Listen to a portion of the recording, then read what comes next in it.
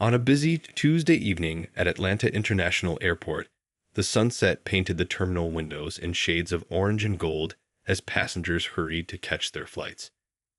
Terminal B was particularly crowded that day, with business people, families, and solo travelers all merging into the organized chaos that defines modern air travel.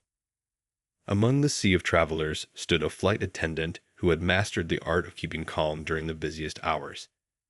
She stood at the gate counter, her navy uniform pressed to perfection, watching as passengers began lining up for boarding.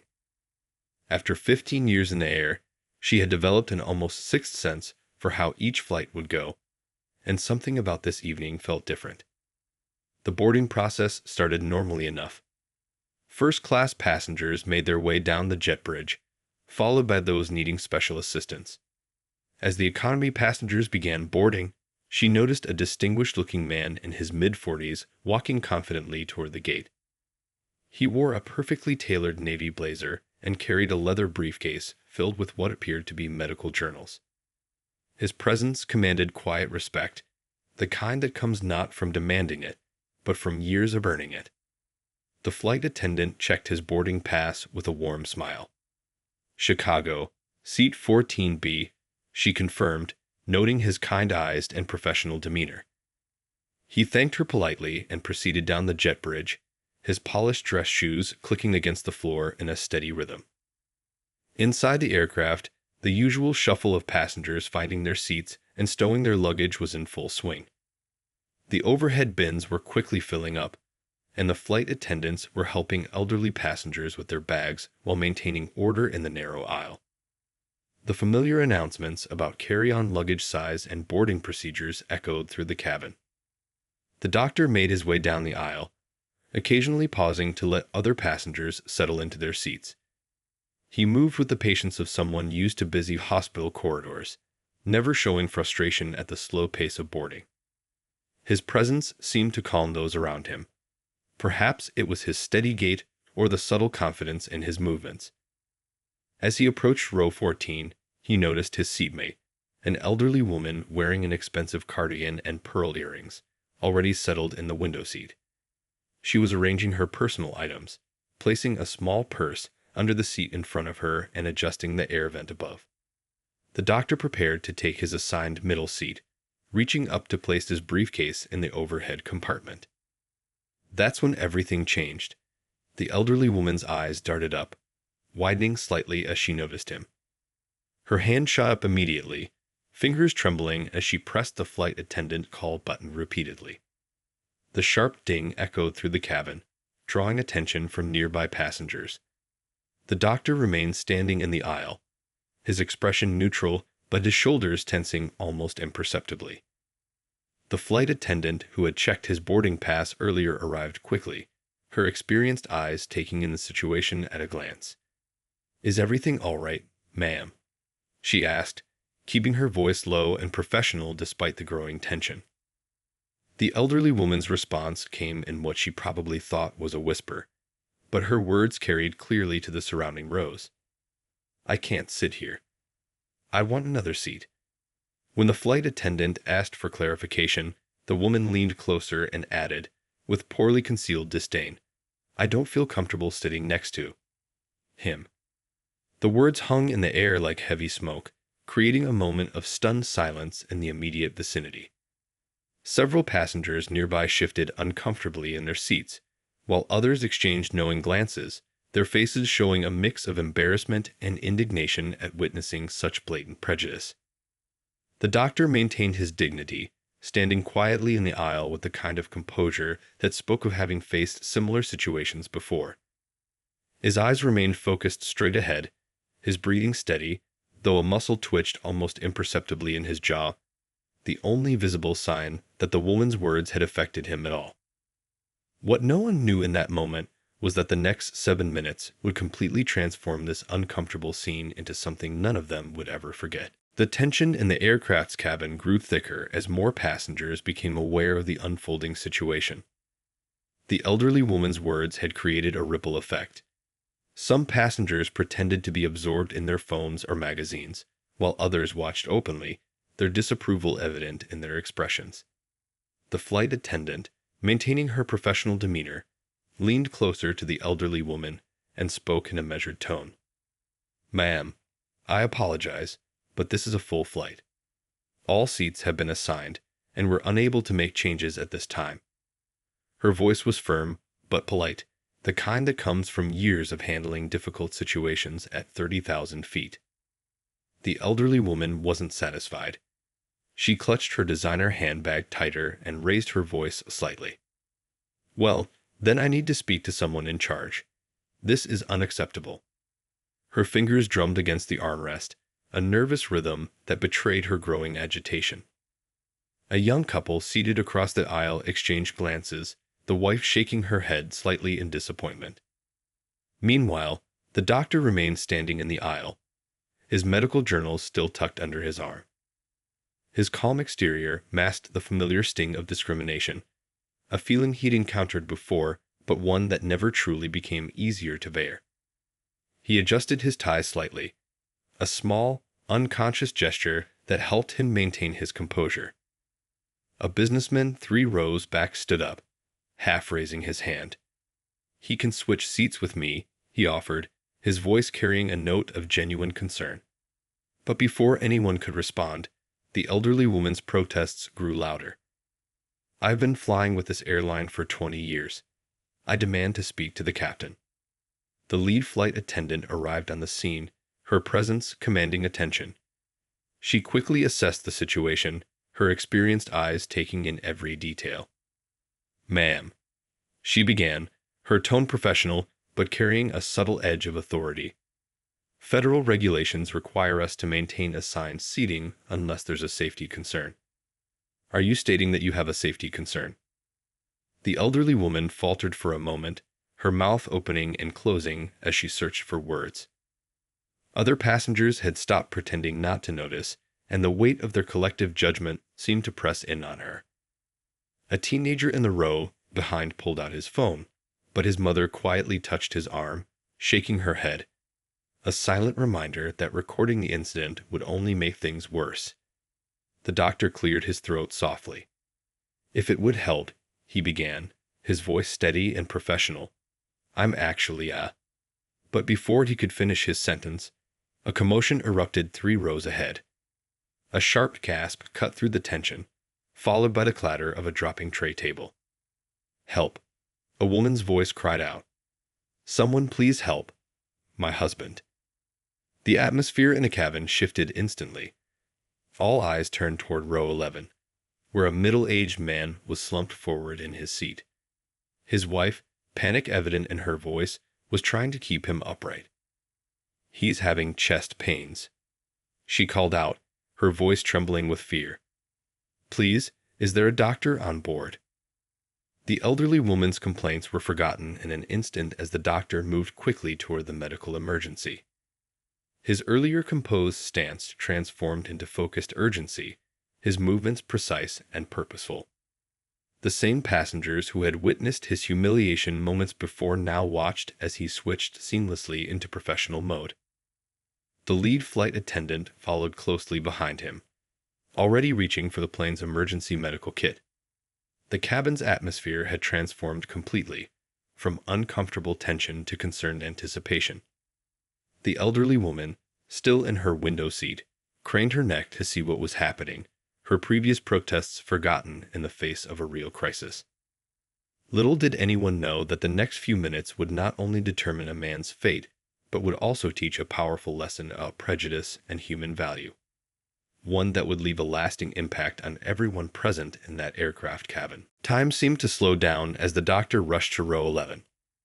The sick passenger's face had turned an alarming shade of gray, and his breathing was coming in short, painful gasps. His wife clutched his hand, tears streaming down her face as she watched her husband struggle. The couple had been heading to Chicago to attend their daughter's college graduation, a celebration that was now hanging in the balance. "Everyone, please stay in your seats and give us some space," the lead flight attendant called out, her voice cutting through the worried murmurs of nearby passengers. The doctor reached the ailing man just as another flight attendant arrived with the emergency medical kit, its red case a stark reminder of the seriousness of the situation. "Sir, can you hear me?" the doctor asked, his voice clear and steady. The sick man managed a weak nod, his hand still pressed against his chest. "I'm a cardiologist. I'm going to help you, but I need you to tell me exactly what you're feeling." The doctor's calm professionalism seemed to settle some of the panic in the cabin. As he began his examination, his hands moved with practiced efficiency. He checked the man's pulse, noting its irregular rhythm, and listened to his breathing.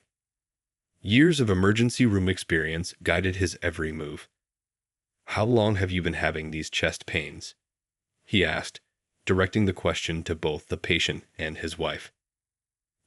It started about an hour ago," the wife answered, trying to keep her voice steady. "He said it wasn't bad at first, just some discomfort. But when we got on a plane—" Her voice trailed off as she watched her husband grimace in pain. The doctor pulled out his own stethoscope from his briefcase. He never traveled without it, and listened intently to the man's heart. The cabin had grown eerily quiet, with only the hum of the aircraft's engines and the patient's labored breathing breaking the silence. Even the children a few rows back seemed to understand the gravity of the moment, their usual chatter replaced by worried whispers.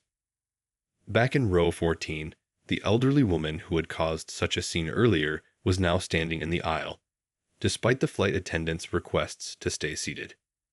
She watched the doctor work, her earlier prejudice forgotten, as she witnessed his expertise in action. Her face showed a complex mix of emotions: shame, concern, and dawning realization. "I need aspirin," the doctor announced, his voice carrying the authority of someone used to giving life-saving orders. "Does anyone have aspirin?" Several passengers immediately began searching their bags. A young woman in business attire quickly produced a small bottle from her purse, passing it forward. The flight attendants worked seamlessly with the doctor, bringing water, helping to make the patient comfortable, and keeping other passengers calm. The lead flight attendant was already in communication with the ground, arranging for emergency medical services to meet them upon landing. "Sir," the doctor spoke to his patient again, "I believe you're having a severe angina attack. I'm going to give you something to help, but we need to get you to a hospital as soon as possible." He administered the aspirin with steady hands, his movements precise and reassuring. A flight attendant appeared with an oxygen tank, and the doctor efficiently set up the mask. The sick man's breathing began to ease slightly, though his face remained pale. His wife hadn't let go of his hand once, her wedding ring glinting under the cabin lights as she squeezed his fingers. Throughout the cabin, passengers who had witnessed both scenes, the earlier discrimination and now this emergency, were exchanging meaningful looks.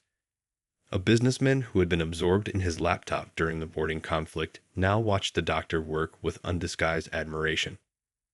A young mother held her child closer, whispering something in his ear that made him nod seriously. The contrast between the earlier tension and the current focused calm was striking.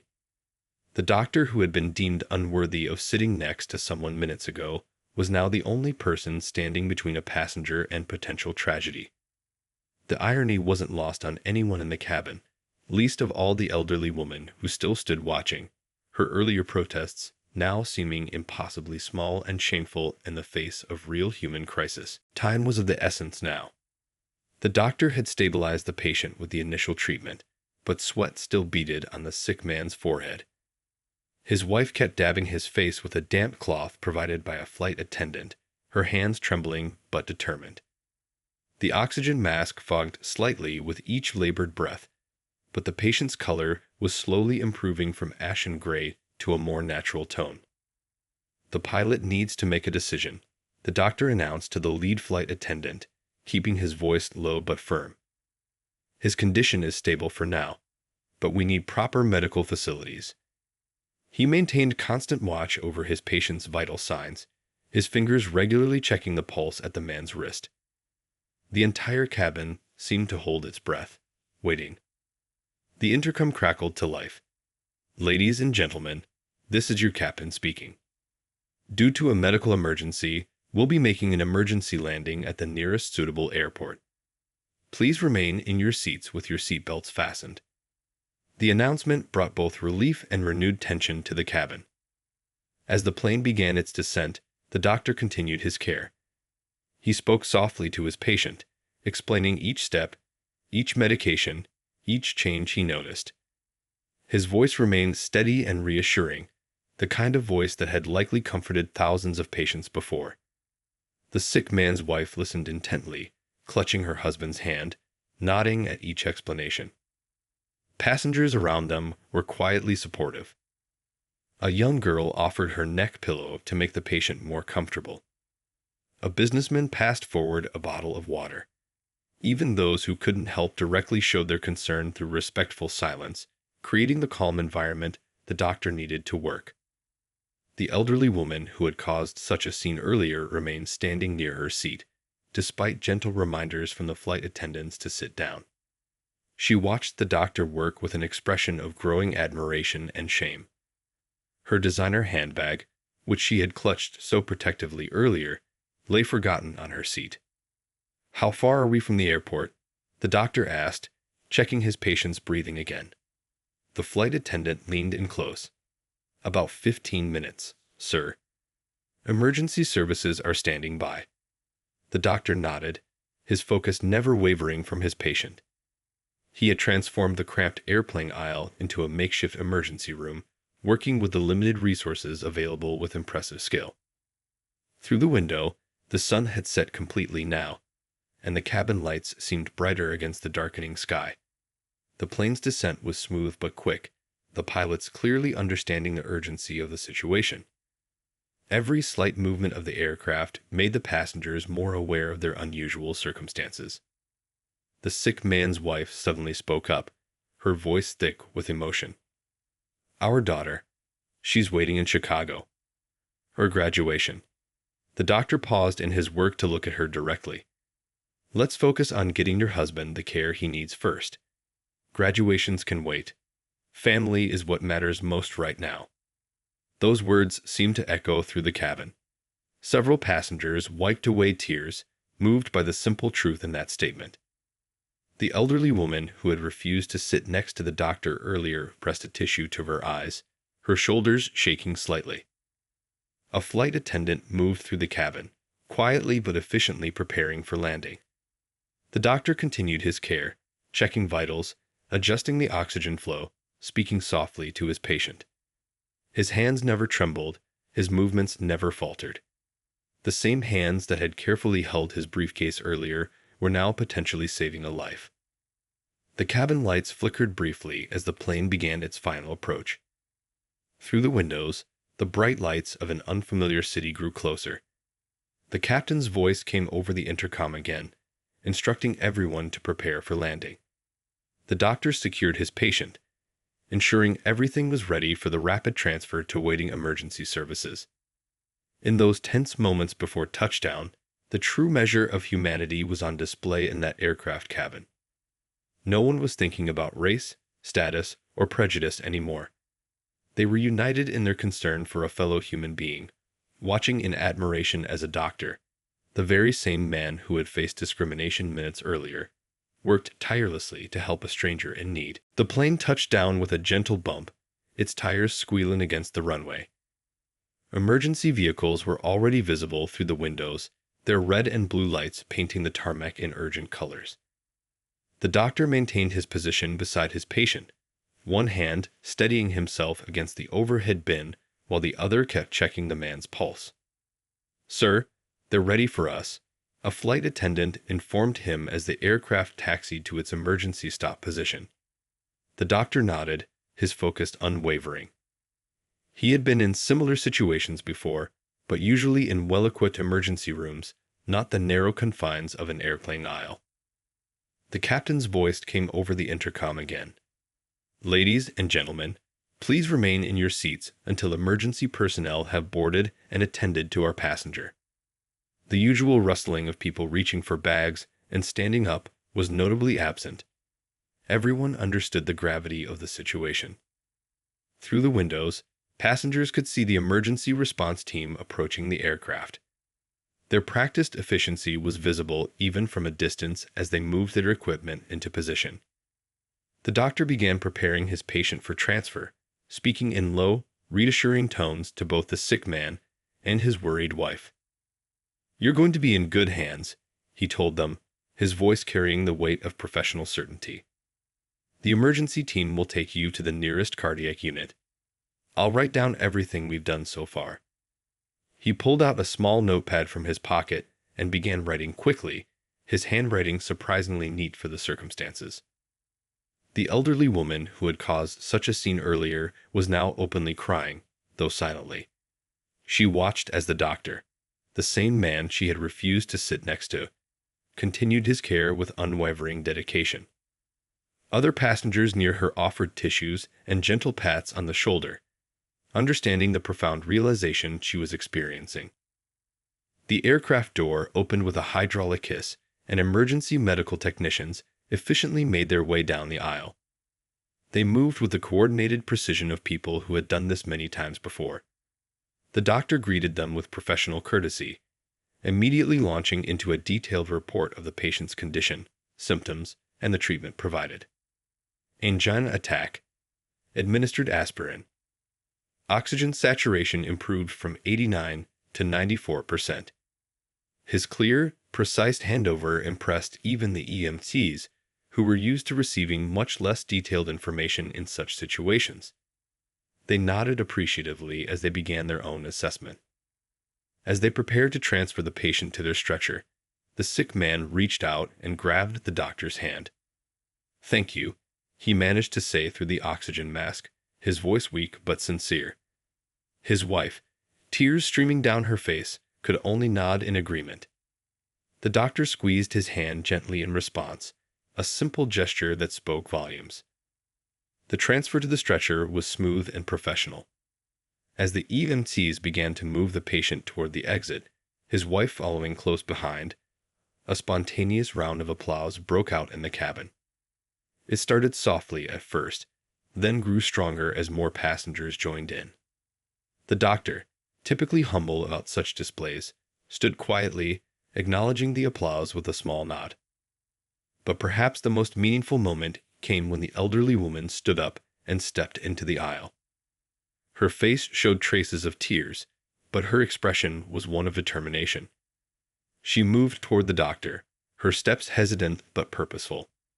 The cabin grew quiet again, watching this unfolding scene with held breath.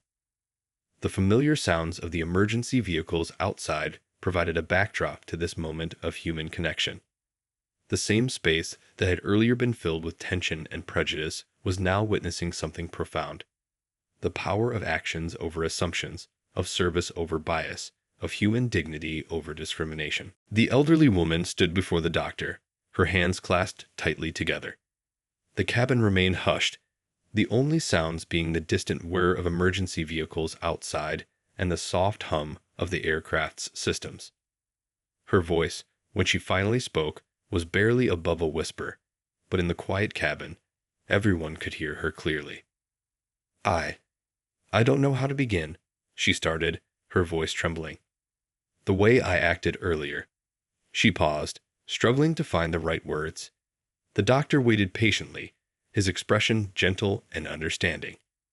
The same calm presence that had helped save a life minutes ago now stood ready to heal a different kind of wound. "I've lived a long time," she continued, her voice growing stronger. "But I've never felt more ashamed of myself than I do right now." Tears welled up in her eyes again, but she blinked them back, determined to finish what she needed to say. "I judged you without knowing anything about you, and I was so terribly wrong." The other passengers watched in respectful silence. A young child whispered a question to his mother, who quietly shushed him, understanding the importance of this moment. The flight attendants stood in the galley, witnessing what would become one of the most meaningful moments of their flying careers. "The way you jumped up to help, without hesitation," the woman continued, her voice cracking slightly.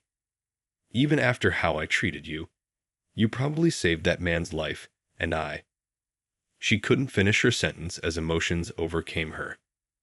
An older gentleman in the row behind her offered her a handkerchief, which she accepted with a grateful nod.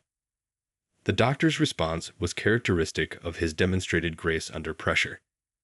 "The beautiful thing about moments like these," he said softly, "is that they give us all a chance to learn and grow." His words carried no hint of bitterness or resentment, only genuine warmth and understanding. More than one passenger wiped away tears as they witnessed this exchange. A teenager who had been recording the medical emergency on his phone earlier now quietly put it away, understanding that some moments are too personal, too human to be captured on camera. "I've been a doctor for 20 years, he continued, his voice carrying easily in the quiet cabin. "And I've learned that in moments of crisis, the only thing that matters is our shared humanity. Pain doesn't discriminate, and neither should healing." His words resonated through the cabin, touching everyone who heard them. The elderly woman nodded, dabbing at her eyes. Would you be willing to start over?" she asked hesitantly. "I would be honored to sit next to you when we continue our journey." Her voice carried the sincerity of someone who had experienced a genuine change of heart. A flight attendant approached respectfully.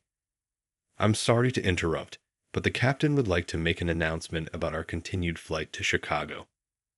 As if on cue, the intercom crackled to life.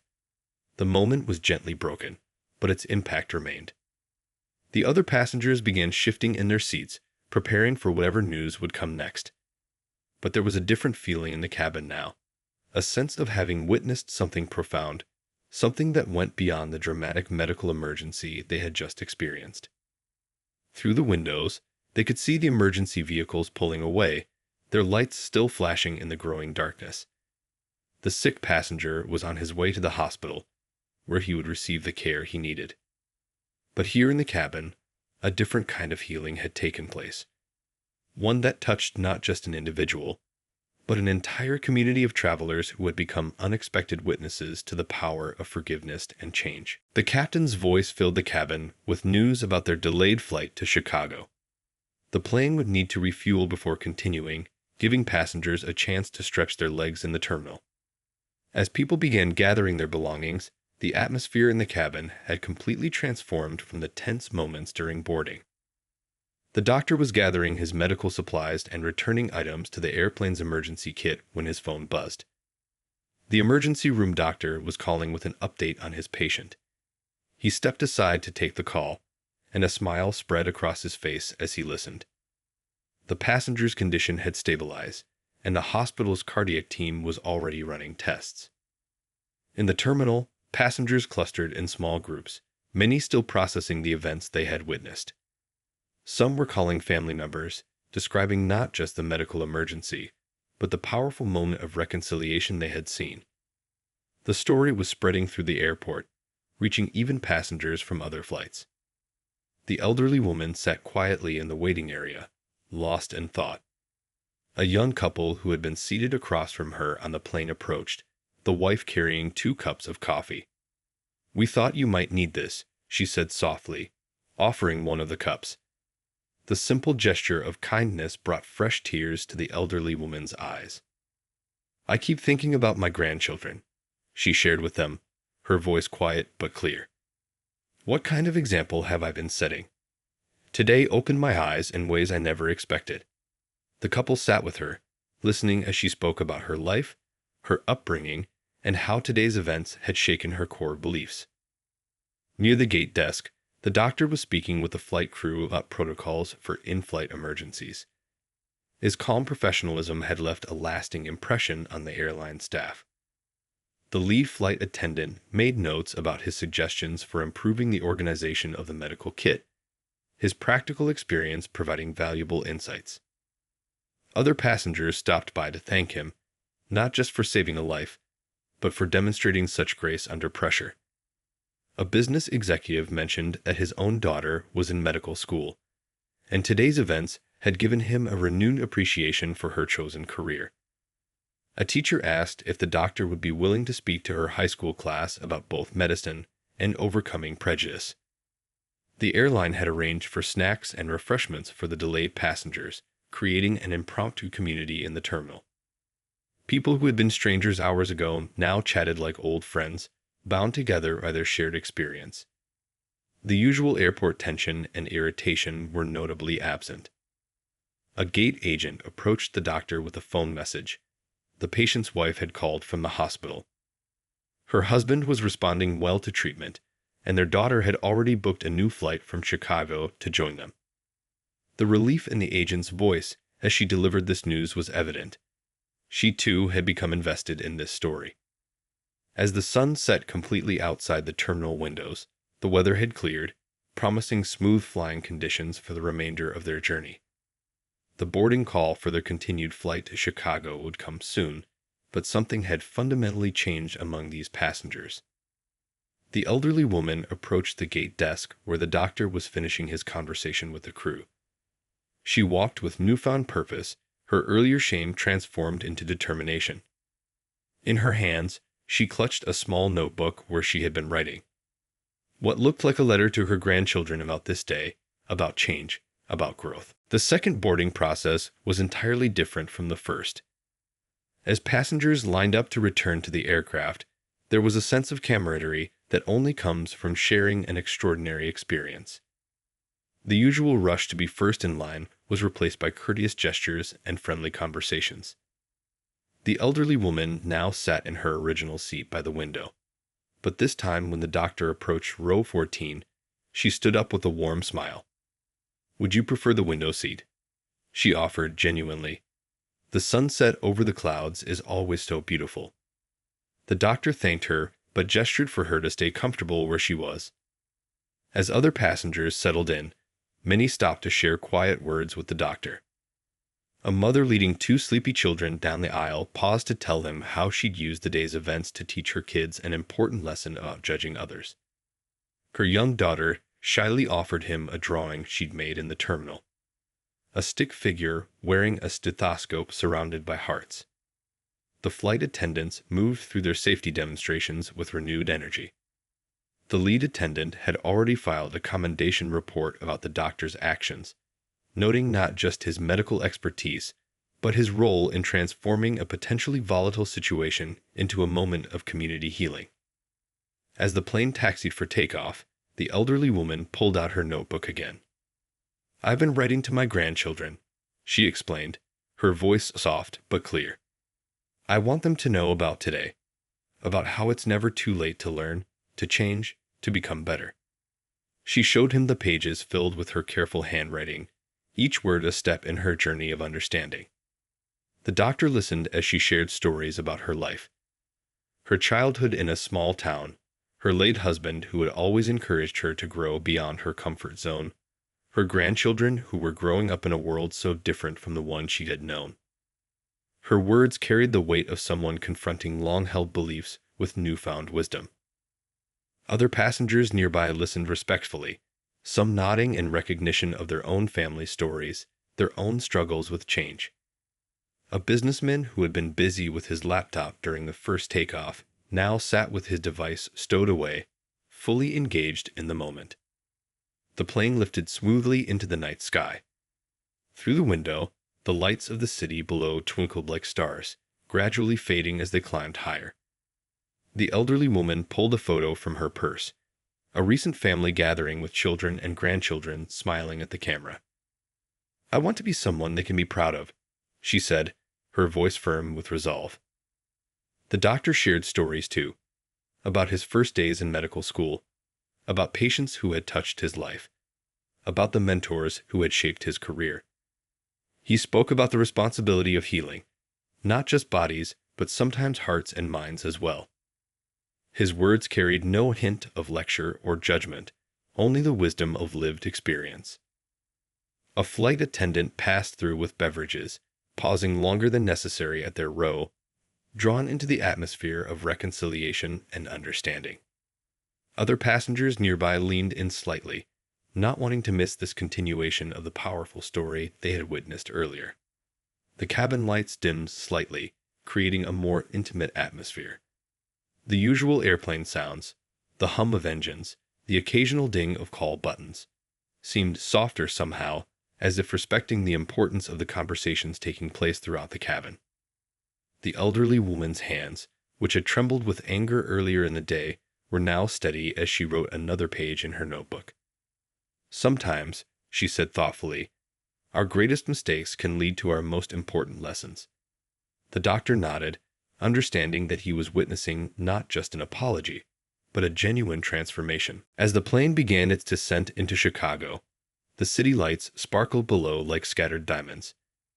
The flight that had started with tension and prejudice was ending in a way no one could have predicted.